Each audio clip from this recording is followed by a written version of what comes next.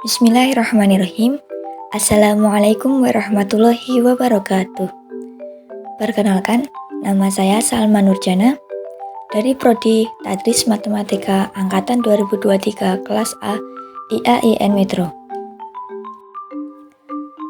Di video ini, saya akan membahas materi yang disampaikan pada materi pertama minggu kedua dengan Ibu Pika Merliza MPD dan beserta teman-teman saya yang melakukan presentasi di kelas. Baiklah, sebelum saya masuk ke pembahasan materi, saya akan memberitahu bahwa ada 4 poin penting yang dibahas dalam pertemuan minggu kedua. Yang pertama yaitu ada apa itu himpunan dalam matematika, yang kedua apa saja logika matematika, yang ketiga macam-macam kuantor, dan yang keempat apa saja bilangan istimewa. Baiklah, kita langsung saja masuk ke materi pertama yaitu himpunan. Apa sih himpunan? Himpunan adalah kumpulan dari beberapa objek yang jelas, karakteristik sama, dan sebagai kesatuan. Dengan contoh, himpunan bilangan prima kurang dari 10, maka kita tulis A sama dengan, kita beri kurung kurawal, yaitu 2, 3, 5, 7. Maka banyaknya A sama dengan 4. Contoh yang kedua, himpunan ikan terbang. A sama dengan, kita beri kurung kurawal, tidak ada angka karena tidak ada yang mungkin ikan ada yang terbang. Maka banyaknya A sama dengan 0. Dengan contoh ketiga, X sedemikian hingga X elemen P untuk X kurang dari 10. P itu bilangan prima. Maka P sama dengan 2, 3, 5, dan 7. Terdapat 2 macam kalimat. Kalimat yang pertama yaitu kalimat terbuka. Kalimat terbuka adalah kalimat yang belum diketahui kebenarannya, dalam arti dapat bernilai benar dan dapat bernilai salah juga, tergantung nilai variabel yang digunakan. Contoh, bernilai benar karena variabel X kita ganti dengan angka 2.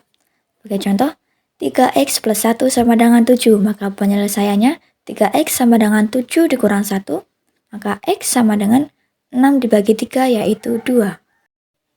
Contoh yang bernilai salah yaitu karena variabel X kita ganti dengan angka selain 2, misal 4. Sebagai contohnya, 3X plus 1 sama dengan 7, maka 3X-nya kita ganti dengan angka 4. 3 kali 4 plus 1 sama dengan 7, maka 13 sama dengan 7, di mana seharusnya jumlah antara kanan dan kiri harus sama. Maka ini disebut bernilai salah. Karena di pembahasan pertama, X-nya sudah diganti dengan angka 2, maka yang benar adalah dalam soal tersebut X-nya yaitu dipenuhi dengan angka 2. Yang kedua yaitu kalimat tertutup. Kalimat tertutup adalah kalimat yang sudah diketahui nilai kebenarannya, dalam arti hanya dapat bernilai benar atau salah saja, tidak ada variabelnya. Sebagai contoh, bernilai benar jika 3 dikali 2 sama dengan 6. Maka pernyataan tersebut bernilai benar. Apabila bernilai salah, maka 6 dibagi 3 sama dengan 3. Maka sudah jelas pernyataan tersebut adalah salah. Selanjutnya, kita akan bahas poin yang kedua yaitu logika dalam matematika. Logika dalam matematika itu terdapat 4, yaitu konjungsi, disjungsi, implikasi, dan biimplikasi. Untuk membedakan keempat tersebut yaitu seperti konjungsi terdapat kata dan, disjungsi terdapat kata atau, implikasi terdapat kata jika, maka, untuk biimplikasi terdapat kata jika dan hanya jika. Untuk lebih jelasnya, di video ini terdapat tabel konjungsi benar salah. Sebagai contoh, konjungsi P-nya benar, Q-nya benar, maka menjadi benar. P-nya benar, Q salah, maka menjadi salah. P-nya salah, Q-nya benar, menjadi salah. P-nya salah, Q-nya salah, menjadi salah. Maka untuk lebih jelasnya, semua bisa melihat tabel tersebut untuk kata kuncinya. Pembahasan ketiga yaitu tentang kuantor. Macam-macam kuantor. Yang pertama, kuantor universal. Simbolnya seperti A kebalik. Dibaca semua atau setiap.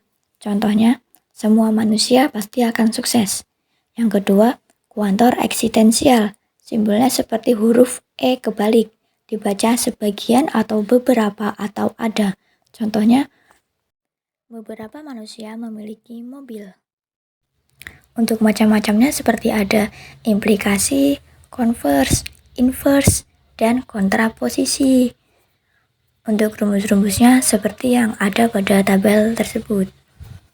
Contohnya seperti inverse, negasi P negasi Q, maka menjadi Q P. Dan implikasi P Q. Konvers Q P menjadi P Q. Kontraposisi negasi Q negasi P menjadi P Q. Pernyataan berkuantor. Yang pertama, kuantor universal. Dituliskan sebagai negasi setiap X untuk Px sama dengan beberapa X negasi Px. Yang kedua, kuantor eksistensial. Dituliskan sebagai negasi beberapa X untuk Px sama dengan semua X negasi Px.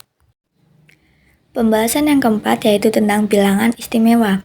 Yang pertama, bilangan triangular.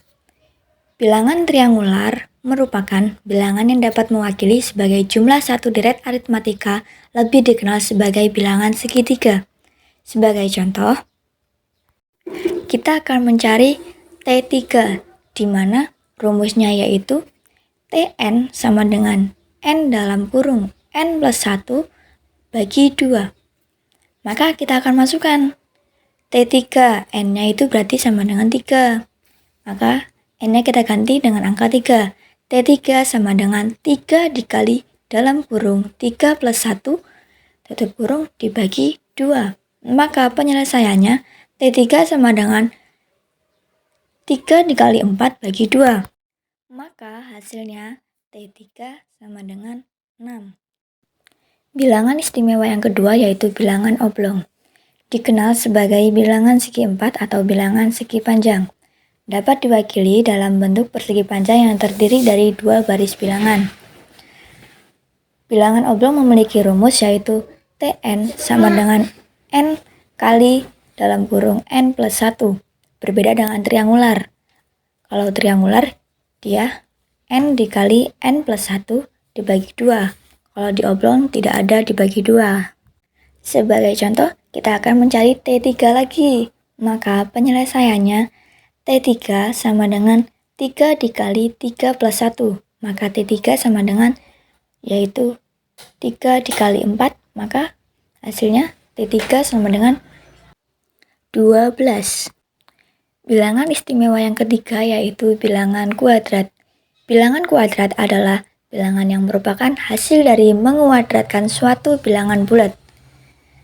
Sebagai rumus, Kn sama dengan N kuadrat.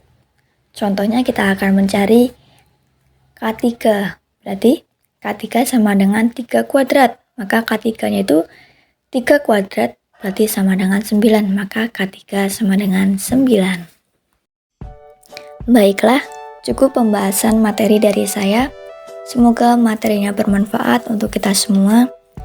Apabila dalam saya menyampaikan materi terdapat kesalahan kata, saya memohon maaf. Saya akhiri. Wassalamualaikum warahmatullahi wabarakatuh.